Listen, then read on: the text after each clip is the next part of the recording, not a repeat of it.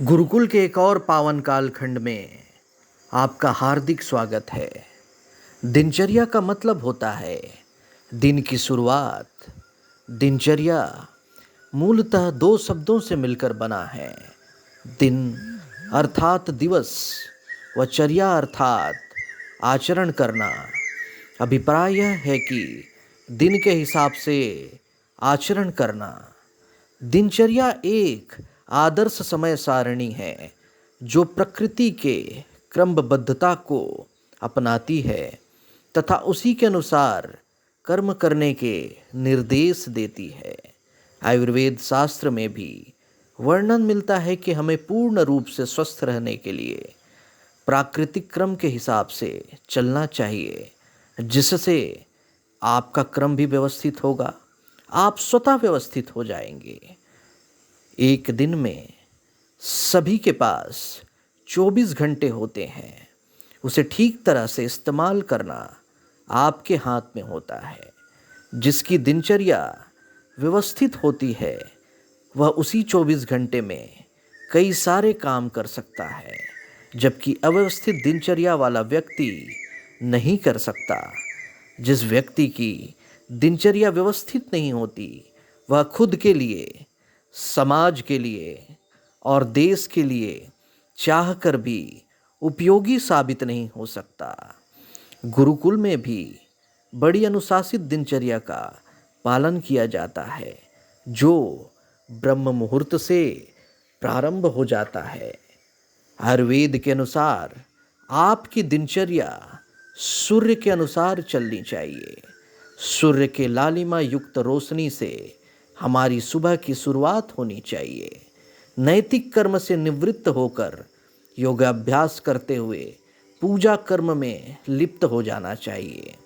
फिर सुबह के आहार के बाद जिस भी क्षेत्र से आप जुड़े हैं उस क्षेत्र के दैनिक कर्म से जुड़ जाना चाहिए। सूरज ढलने के साथ साथ आपकी दिनचर्या की भी समाप्ति होती है और आप एक बार फिर से शयन कक्ष की तरफ अग्रसर हो जाते हैं। दोष धातु मलमूलम ही शरीरम, अर्थात शरीर में दोष धातु व मल के स्थिति पर निर्भर करता है और यही स्थिति स्वास्थ्य का बनना बिगड़ना तय करती है। शरीर में दोष का लगना या दूषित होना हमारे आहार विहार पर निर्भर करता है। इसलिए व्यवस्थित दिनचर्या बहुत ज़्यादा ज़रूरी है। प्रातः काल से सायं काल तक किए जाने वाले कर्म को दिन के 12 घंटे के हिसाब से 5 विभाग में बांटा गया है। प्रातः काल, संगव काल, घटिका काल, मध्याह्न, अपराह्न एवं सायंकाल। प्रत्येक विभाग 3 मुहूर्त के समान होते हैं। 24 घंटे में 30 मुहूर्त होते हैं। एक मुहूर्त अर्थात 2 घटिका यानी 44 मिनट। संक्षेप में कहें तो प्रत्येक विभाग में 2 घंटे 24 मिनट होते हैं। हर विभाग के अपने अलग अलग कृत्य हैं।